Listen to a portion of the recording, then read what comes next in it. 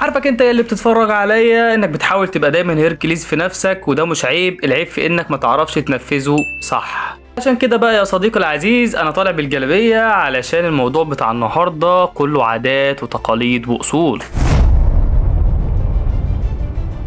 هنا علشان نساعد بعض، علشان دماغك تبقى عبارة عن امن سيبراني. كم مرة بتحس انك دخلت فيلم اجنبي وكل الناس حواليك بتتكلم لغة غريبة؟ بيحصل لما بنفهم ثقافات الناس، وهو ده بالظبط دور الوعي الثقافي. تعرف ليه الناس بتعمل كده وتفهم ثقافاتهم وازاي تتعامل معاهم من غير ما تتخانق.